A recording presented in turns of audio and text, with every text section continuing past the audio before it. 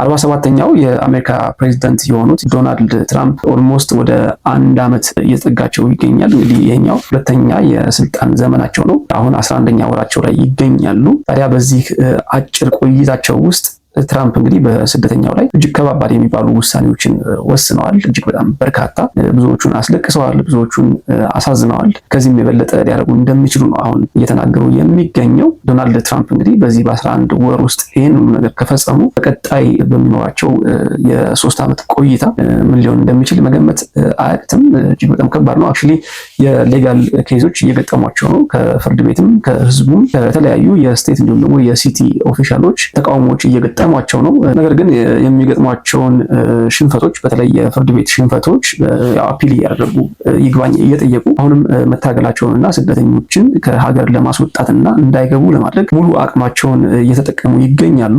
እስኪ ዛሬ መለስ ብለን ወደ ኋላ በጣም ወሳኝ የነበሩ በጣም በከፍተኛ ደረጃ ስደተኞች ወደ አሜሪካን ሀገር ወደ ዩናይትድ ስቴትስ ሲገቡባቸው የነበሩ በዶናልድ ትራምፕ ጊዜ ከፍተኛ እክል የገጠማቸውን 4 ጉዳዮችን እንመልከት። በዚህ ቪዲዮ ምናልባት ከዚህ በፊት በኮሜንት ሴክሽን የጠየቃችሁኝና ምላሽ ላልሰጠኋችሁ ጉዳዮችም ምላሽ የምሰጥ ይሆናል ማለት ነው። ስለዚህ እስከ ቪዲዮ መጨረሻ አብራችሁኝ ቆዩ።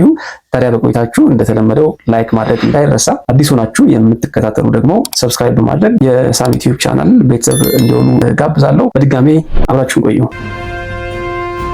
የመጀመሪያውና እጅግ በጣም በርካታ ሰዎች እንግዲህ በኮሜንት ሴክሽን ስጠይቁኝ የነበረው ጉዳይ በትራምፕ ጊዜ ከፍተኛ የሆነ እክል የገጠመው ዌልካም ኮርፕስ ነው። እንግዲህ ዌልካም ኮርፕስ እንደምታውቁት በአሜሪካን ሀገር የሚገኙ ዜጎች ወይም ደግሞ ቋሚ የመኖሪያ ፍቃድ ያላቸው ሰዎች አንድ ላይ በመሆን ስፖንሰር አድርገው ሰዎችን ወደ አሜሪካን ሀገር ወደ ዩናይትድ ስቴትስ እንዲገቡ የሚያደርጉበት አሰራርና ፕሮግራም ነው። ታዲያ ይህ ፕሮግራም እንደሚታወቀው ፌብሩዋሪ ወር ላይ በ2025 በዶናልድ ትራምፕ አድሚኒስትሬሽን ወቅት እንዲቆም ተደርጎ ነበረ። የዶናልድ ትራምፕ አድሚኒስትሬሽን ያስቆመው አዲስ አፕላይ የሚያደርጉትን ብቻ ሳይሆን የተጀመሩ ሂደቶችንም እንግዲህ ባሉበት እንዲቆሙ ነው ያደረገው።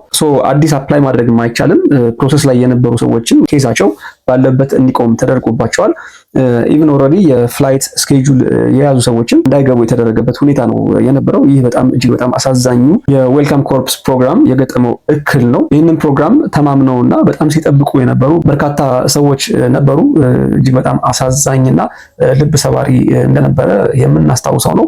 ስቲል አሁንም ድረስ ይህንን ፕሮግራም ሪስታርት ሊያደርግ ይችላል፣ ድጋሜ ሊጀመር ይችላል የሚል ተስፋ ኑሯቸው የሚጠባበቁ አሉ። በርካቶቻችሁም ስጠይቁኝ የነበረው እንግዲህ ስለ ዌልካም ኮርፕስ ምን አዲስ ነገር አለ፣ የተለየ አፕዴት አለ ወይ የሚሉ በጣም በርካታ ጥያቄዎች መጥተውልኛል። ነገር ግን እንግዲህ ለማጣራት እንደሞከርኩት ከሆነ የዌልካም ኮርፕስ ጉዳይ እስካሁን ምንም አይነት እልባት አላገኝም። እርግጥ ነው ስቲል እስካሁኑ ሰዓት ድረስ እንግዲህ እጅግ በጣም በርካታ ሰዎች ግሩፕ ኦፍ ፒፕል እንዲሁም ደግሞ በፖሊሲ ዙሪያ ጥናት የሚያደርጉ ሰዎች ጉዳዩን በተመለከተ ለመንግስት ስቲል ጥያቄ እያቀረቡ ይገኛሉ። የዌልካም ኮርፕስ እንዲሁም ደግሞ የሪፊውጂ ሪሰትልመንት ፕሮግራሞች እንዲጀመሩ ሪስታርት እንዲያደርጉ ለመንግስት ጥያቄ እያቀረቡ ይገኛሉ። ከፍተኛ የሆነ ትግል እየተደረገ ይገኛል። ከዛም በተጨማሪ የምታስታውሱት ከሆነ ይህንን ጉዳይ በተመለከተ ክስም ተመስርቶ ነበረ። እሱ እንግዲህ ገና በሂደት ላይ ያለ ጉዳይ ነው። የዌልካም ኮርፕስን በተመለከተ በርካታ ጥያቄዎችን ጠይቃችሁኝ ምላሽ ያልሰጠውበት ምክንያት ከመንግስት የወጣ ምንም አይነት መግለጫ ስለሌለና የተደረገ ለውጥም ስላልነበረ ነው። በዚህ ሰዓት ከፍተኛ የሆነ ትግል እየተደረገ እንደሆነ እንግዲህ ርብርብ እየተደረገ የዌልካም ኮርፕስ እና ሪፊውጂ ሪሴትልመንት ፕሮግራሞች እንዲመለሱ በድጋሚ እንዲጀመሩ እንደነገርኳችሁ የተለያዩ ግሩፕ ኦፍ ፒፕል እንዲሁም ደግሞ የህግ ባለሙያዎች እና ሌሎች በፖሊሲ ዙሪያ የሚሰሩ ሰዎች ጥያቄ እያቀረቡ እንደሆነ መንግስት ጉዳዩን ድጋሚ እንዲመለከተውና እነኚህ ፕሮግራሞች እንዲጀመሩ ለማድረግ ጥረትና ርብርብ እየተደረገ እንደሆነ መረጃ ለማግኘት ችያለሁ። ከዛ ባለፈ ግን ከመንግስት የተሰጠ ምንም አይነት አዲስ አፕዴት የለም። ዌልካም ኮርፕስን በተመለከተ ምንም አይነት አፕሊኬሽን እየተቀበሉ አይደለም። እንዲሁም ደግሞ ፕሮሰስ ኦልሬዲ የጀመራችሁ ሰዎች ጉዳያችሁ ባለበት ሆኖ የሚቀጥል ይሆናል ማለት ነው። አዲስ ነገር በሚኖር ጊዜ የማሳውቃችሁ ይሆናል። ሌላኛው በዶናልድ ትራምፕ ወቅት እንግዲህ በዶናልድ ትራምፕ የስልጣን ዘመን ከፍተኛ የሆነ ችግር የገጠመው ፕሮግራም የአሳይለም ፕሮግራም ነው። አሳይለምን ብዙዎቻችሁ እንደምታውቁት እንግዲህ ቀላል የማይባል እጅግ በጣም ከባድና ውስብስብ የሆነ ፕሮሰስ ነው። ነገር ግን እንግዲህ በጣም በርካታ ስደተኞች ወደ አሜሪካን ሀገር ከሚገቡባቸው ፕሮግራሞች አንዱና ብዙዎቹም እድል አግኝተው እንግዲህ በአሜሪካን ሀገር እንዲኖሩ ያስቻለ አሜሪካ ፕሮቫይድ የምታደርገው በዓለም አቀፍ ሕግም ውስጥ የተቀመጠ ብዙዎቹን የጠቀመ ፕሮግራም ነው። ነገር ግን በዚህ ሰዓት ከዶናልድ ትራምፕ ወደ ስልጣን መምጣት በኋላ የአሳይለም ኬዞች በጣም የተጓተቱና ስሎ የሆኑ እንዲሁም ደግሞ እንደሚታወቀው አሳይለም ለመጠየቅ በቦርደር በኩል የመግባት እድሎች ነበሩ ከዚህ ቀደም። ነገር ግን በዚህ ሰዓት ዶናልድ ትራምፕ በቦርደር በኩል ያሉ እንቅስቃሴዎችን ሙሉ በሙሉ በሚባል ደረጃ ዘግቷቸዋል። በቦርደር ወደ አሜሪካን ሀገር መግባት ምናልባትም ህልም ነው በዚህ ሰዓት። እሱ ብቻ አይደለም። ከዚህ ቀደም እንግዲህ አሳይለም የጠየቁ ሰዎች ኬዛቸው የበለጠ እንዲወሳሰብ እየተደረገና ኬዛቸውን ሙሉ በሙሉ ሳያጠናቅቁ እዛው ከኮርት ወይም ደግሞ ከፍርድ ቤት ሲወጡ ቀጥታ በአይስ እየተያዙ ሪፖርት እየተደረጉ የሚገኙበት ሁኔታ ነው ያለው። ይህ ብቻ አይደለም እንግዲህ ከአሳይለም ጋር ተያይዘው ያሉ ኬዞች በዚህ ሰዓት ምንም አይነት ውሳኔ እየተሰጣቸው አይደለም። ሙሉ በሙሉ ውሳኔ መስጠት አቁመዋል። ኦፍኮርስ አፕላይ ማድረግ ይቻላል። እንግዲህ አዲስ አፕላይ የሚያደርጉ ሰዎች ምናልባት ዶክመንታቸውን ማስገባት ይችላሉ። ነገር ግን ፕሮሰሱ እጅግ በጣም ስሎ ነው። ከዛም ባለፈ ምንም አይነት ውሳኔ አይሰጣችሁም። ይህም የሆነበት ምክንያት እንግዲህ የዶናልድ ትራምፕ አድሚኒስትሬሽን አሳይለም ኬዞች በከፍተኛ ጥንቃቄ ሊታዩ ይገባል የሚል ትዕዛዝ በማስተላለፋቸው ምክንያት ነው። የአሳይለም ጉዳይ በዚህ ሰዓት ምንም አይነት ውሳኔ እያገኘ አይደለም። ይህ ታዲያ ሌላኛው ዶናልድ ትራምፕ ስደተኞችን ዲስከሬጅ እያደረገ ያለበት መንገድ ነው። ሌላኛው ዶናልድ ትራምፕ አሳዛኝ ውሳኔ ኢትዮጵያን ከቲፒኤስ ፕሮግራም መሰረዙ ነው። ቲፒኤስ ወይም ደግሞ ቴምፖራሪ ፕሮቴክትድ ስታተስ እንደሚታወቀው እንግዲህ ከተለያዩ ሀገራት ወደ አሜሪካን ሀገር የሚገቡ ሰዎች ምናልባት ወደ ሀገራቸው ለመመለስ የሚያሰጉ ኮንዲሽኖች ካሉ ወይም ደግሞ እነኚህን ሰዎች ሪስክ ውስጥ ሊከቱ የሚችሉ ኬዞች ካሉ እንደ ኮንፍሊክት፣ ዋር ወይም ደግሞ ናቹራል ዲዛስተር ሊሆን ይችላል።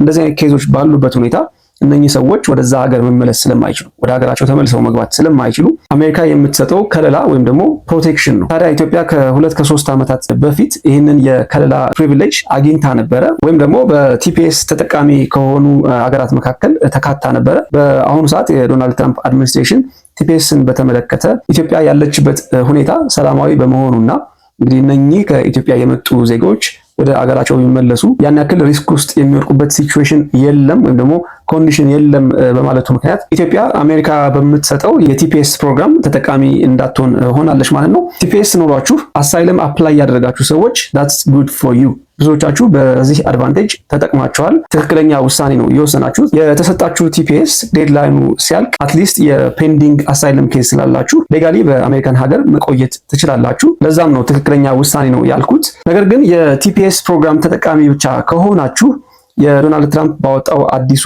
ሕግ መሰረት ኢትዮጵያ በዛ ውስጥ ስለማትካተት ቀኑ ሲያልቅ እንግዲህ ወደ ሀገራችሁ ዲፖርት ልትደረጉ ትችላላችሁ ማለት ነው።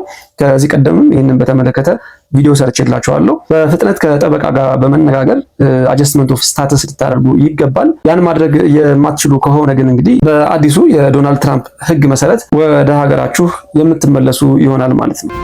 ብዙዎቻችሁ አሳይለምንና ቲፒኤስን በተመለከተ ጠይቃችሁኛል። የእነኚህ ሁለቱ ፕሮግራሞች ልዩነት ምንድነው? በዋናነት አሳይለም በቋሚነት አሜሪካን ሀገር ለመኖር የምትጠይቁበት ፕሮግራም ሲሆን ቲፒኤስ ግን በጊዜያዊነት ሀገር ቤት ያለው ጉዳይ እስኪረጋጋ ድረስ የምትቆዩበት ስታተስ ነው የሚሰጣችሁ። በጊዜያዊነት እንድትቆዩ የሚያደርግ ፕሮግራም ነው። ብዙ ጊዜ ሰዎች የቲፒኤስን የሚመርጡበት ምክንያት ምንድን ነው? ቲፒኤስ እጅግ በጣም ቀላልና አጭር ጊዜ የሚፈጅ ፕሮሰስ ነው። የተወሳሰበ ጉዳይ የለውም። ዋንስ ሀገራችሁ ቲፒኤስ ከተፈቀደላቸው ሀገር መካከል ከሆነችና ሲምፕል ኤቪደንስ ማቅረብ የምትችሉ ከሆነ ቲፒኤስ በቀላሉ ይፈቀድላቸዋል። በጊዜያዊነት አሜሪካን ሀገር እንድትቆዩ ትደረጋላችሁ። በተቃራኒው አሳይለም እጅግ በጣም ውስብስብ፣ በጣም ከፍተኛና ስትሮንግ የሆነ ኤቪደንስ የሚፈልግ ፕሮሰስ ነው። በዛም ነው ሰው ከአሳይለም ይልቅ ቲፒኤስን የሚመርጠው። ኤንድ አት ዘ ሴም ታይም ደግሞ ቲፒኤስ ኦልሬዲ ከተፈቀደላችሁ በኋላ ለአሳይለም አፕላይ ማድረግ ይቻላል። ስለዚህ በአንድ ድንጋይ ሁለት ወፍ እንደማለት ነው። ቲፒኤስ የተፈቀደለት ሰው አሳይለም አፕላይ አድርጎ ሌላ ሁለተኛ ኬዝ መከታተል ይችላል ማለት ነው። የመጨረሻው የትራምፕ እጅግ አሳዛኙ ውሳኔ ደግሞ የዲቪ ፕሮሰስ በጊዜያዊነት መቆሙ ነው። ዶናልድ ትራምፕ እንግዲህ ከዚህ ቀደምም በነበራቸው የስልጣን ቆይታ ለዲቪ ያላቸው አመለካከት ጥሩ አልነበረም። በተደጋጋሚ ሊያስቆሙትም እንደሞከሩ ከዚህ ቀደም በነበረው ቪዲዮ ሰርችላችኋለሁ። ፋይናሊ እንግዲህ በአሁኑ የስልጣን ዘመናቸው ዶናልድ ትራምፕ ተሳክቶላቸው ስቲል እንግዲህ ምንም አይነት ሬጅስትሬሽን የለም፣ ምንም አይነት ምዝገባ እየተደረገ አይደለም። ከዚህ ቀደም ከተለመደው ወቅትና ጊዜ አልፏል። ምዝገባው ቢጀመርም እንኳን $1 ክፍያ እንዲኖረው አድርገዋል። በዚች $1 ምክንያት ብቻ እንግዲህ ብዙ ሰው ላይሞላ እንደሚችል ይታወቃል። ያ ብቻ አይደለም። ይቺ $1 እንግዲህ ከአመት ዓመት በየጊዜው ኢንክሪመንት ሊኖራት እንደሚችል እንግዲህ ይሄ የመጀመሪያው ስቴጅ ነው። እንደ ሰውን እንደማለማመጃ የመጣ ክፍያ ነው። ወደፊት ግን ምናልባት ሰዎች አፎርድ የማያደርጉት አይነት ክፍያ ሊያስከፍሉ ይችላሉ የሚል እንግዲህ ስጋት በበርካቶች ዘንድ ይደመጣል። ሌላው ጉዳይ የ2026 ዲቪ ሎተሪ አሸናፊዎች በአሜሪካን ሀገር በትምህርትም ሆነ በቱሪስት ቪዛ ወደ አሜሪካን ሀገር ሄደው የዲቪ ሎተሪ አሸናፊ የሆኑ ሰዎች ሂደታቸው እንዲቋረጥ ወይም ደግሞ በጊዜያዊነት እንዲቆም ተደርጓል። ለተጨማሪ ማጣራት በሚል ማለት ነው። ይህ ውሳኔ ምናልባትም ከአሜሪካ ውጪ ያሉትም ጋር ሊተገበር ይችላል የሚል ስጋትም አለ። ኦፍኮርስ እስካሁን ባለኝ መረጃ ከዩኤስሲአይኤስ የወጣና የተነገረ ምንም አይነት መግለጫ የለም። ከአሜሪካን ሀገር ውጪ ያሉ የ2026 የዲቪ ሎተሪ አሸናፊዎችን በተመለከተ ምንም የተሰጠ መመሪያም ሆነ መግለጫ የለም። ኤኒዌይስ ዶናልድ ትራምፕ እንግዲህ 1 ዓመት ሳይሞላቸው እነኚህን ሁሉ ውሳኔዎች አስተላልፈዋል። በስደተኛው ላይ ከባድ ዘመቻ ከፍተዋል። ወደፊት የሚሆነውን አብረን የምንመለከት ይሆናል። አብራችሁ ስለቆያችሁ እጅግ አድርጌ አመሰግናለሁ። እንደተለመደው ላይክ ማድረግ እንዳይረሳ። አዲስ ሆናችሁ የምትከታተሉ ሰብስክራይብ በማድረግ የሳም ዩቲዩብ ቻናል ቤተሰብ ይሁኑ። ጤና ይስጥልን።